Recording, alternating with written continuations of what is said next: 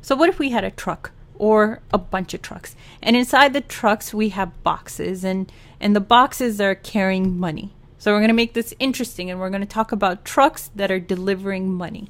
And these trucks are being loaded, right? They're being loaded at their warehouse. And from the warehouse, they're shipping out the money to different places. So they're shipping out money to the government, right? Because the government needs money, and they're shipping it out to stores, right? And I don't know, to people, right? People. And of course, some of the money also has to go back to the warehouse, because all of these entities, from the government to people to the warehouse, need the money to survive, to function. So it's not too hard to understand this whole setup, right? But it actually bears a striking resemblance to our own circulatory systems. So let's take a look at what our circulatory system looks like. Well, in our blood, instead of having trucks, we have red blood cells. So that's these things over here. And these red blood cells carry lots and lots of oxygen. And so the oxygen is kind of like money in this situation. But the oxygen doesn't just float around in the red blood cell willy-nilly. Instead, it's really neatly packaged and really neatly bound to hemoglobin. So hemoglobin is this molecule in the center, and you can see that each molecule of hemoglobin is bound to 4 molecules of oxygen. Okay? And just like the trucks were loaded up at the warehouse, these red blood cells are loaded up with oxygen at a warehouse of sorts. And so first, the red blood cells are loaded up with oxygen at the lungs, and then after being loaded up, they're sent to the heart, which pumps the red blood cells out to the rest of the body. Okay, so now these red blood cells are filled up with oxygen, which they then deliver to all of the different organs and tissues throughout the body. So for example, they deliver oxygen to the brain, right? Because the brain needs lots and lots of oxygen, to the kidneys, right? To the kidneys, to the skin, and of course, some of the oxygen, or actually a lot of the oxygen, has to come back to the heart, right? And to the lungs. So all of the organs, all of the tissues, all of the cells in our body absolutely need oxygen to survive and to function. And that's what makes it so important. So that's what the circulatory system is all about. But let's talk about the topic of this video. We were supposed to talk about anemia. So what is anemia? Well, anemia is a shortage or a reduction in the number of red blood cells. So there aren't as many red blood cells in the body as we need. And as you can imagine, this leads to a decrease in the oxygen delivery to tissues. Okay?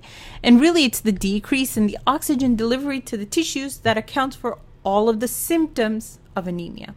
So for example, if there's not enough oxygen being delivered to the brain, you get symptoms such as fatigue, right? So you start to feel really tired, right? Dizziness.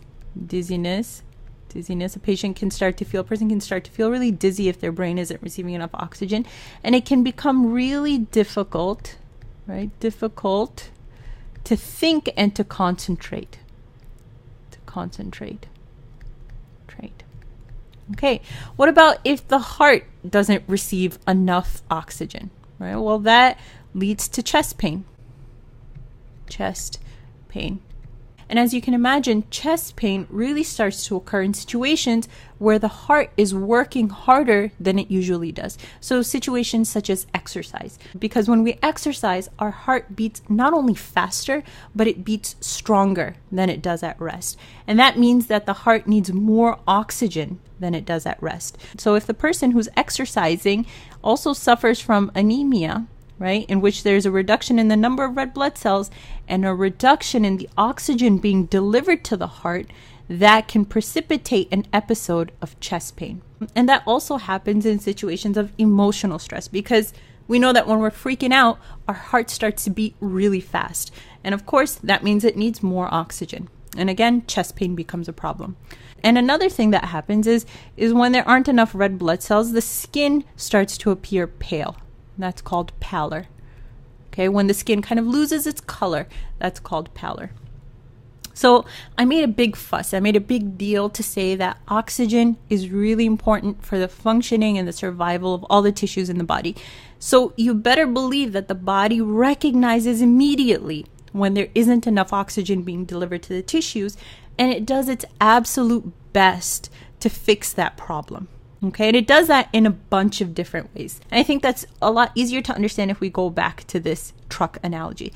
So what if you were the manager of this whole system and all of a sudden your customers, the government stores, and the people weren't getting enough money because there was a shortage in the number of trucks? What would you do? Well, you might start off by saying, hey, we need to increase the amount of money that we pack into each of these trucks, so that each truck is carrying more money. And that would be a great idea. But after a short while, you'd recognize that, hey, the trucks are packed full of money. They can't hold any more. So you got to come up with another solution. And that other solution might be to make these trucks drive faster. So you would increase the speed at which these trucks are traveling so that they can reach the customers more quickly, turn right back around, get loaded up with money at the warehouse, and then go right back out there to deliver that money once again. So you'd be increasing the speed of the trucks to increase the amount of money being delivered per unit time would also be a good idea. And finally, when you have a second, you'd get right on the phone with the guy who supplies you with your trucks, and you tell him to increase his production of trucks, so that and send them your way so that you can address the problem at the source, right? Well, that's exactly how our body deals with the situation of anemia. So first, it addresses the issue by increasing the amount of oxygen that's brought into the body. How can we possibly do that? Well, we can do that by breathing faster, or increasing our respiratory rate, or the rate at which we breathe. Okay?